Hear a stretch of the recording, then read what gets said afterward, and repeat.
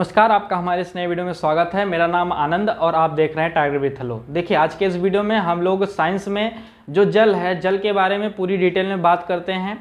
यह वीडियो जो loco pilot की तैयारी कर रहे हैं, रेलवे की जितनी भी भर्तियां हैं उन्हीं में, और क्लास 10th और क्लास 12th के लिए भी यह वीडियो बहुत उपयोगी है।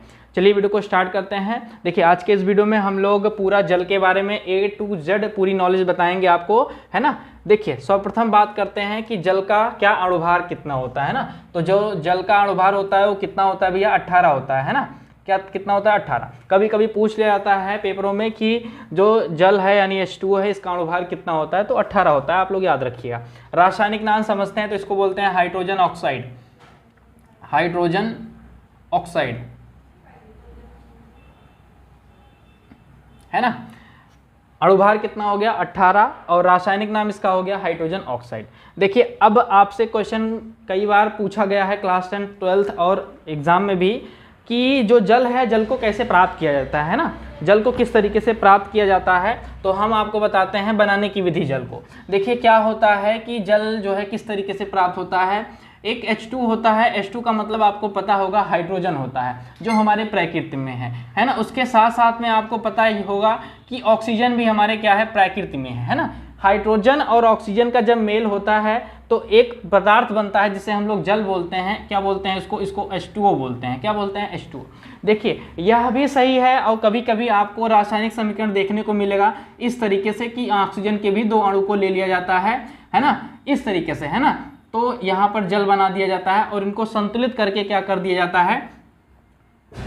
2 हो जाता है इधर, और इधर 2 कर देते हैं, है ना। संतुलित करके इस समीकरण को पूर्ण कर दिया जाता है। यह भी समीकरण सही है और यह भी समीकरण सही है ना। क्या होता है, जब हाइड्रोजन और ऑक्सीजन को हम लोग आपस में मिलाते हैं या प्रकृति में मिलता है तो किसका निर्माण होता है? जल का, यानी H2O का निर्माण होता है, जिसे हम लोग हाइड्रोजन ऑक्साइड बोलते हैं। और इसका अणुभार कितना होता है भैया? 18 होता है ना। आगे समझते हैं रासायनिक गुण। देखिए, रासायनिक गुण का मतलब ये होता है जल किसके किसके साथ में मिल करके क्या क्या बना सकता है ना। आप लोग ध्यान दीजिए थोड़ा। देखिए, क्या होता है, जब जल जो है, एक बात पॉइंट लगा के आप लोग लिखिएगा, जब जल क्या होता है, जल सोडियम के साथ मिलता है, सोडियम के साथ, है ना।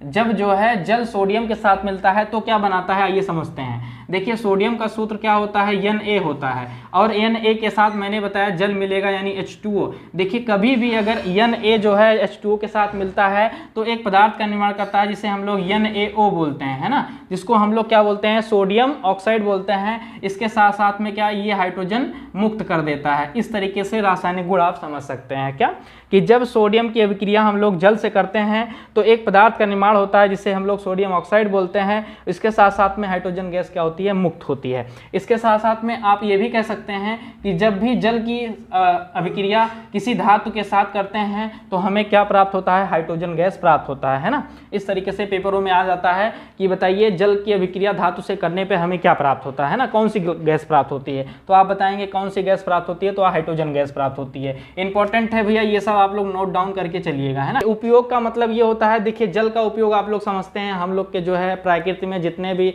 मनुष्य रह रहे हैं उनके लिए बहुत ही उपयोगी है ना।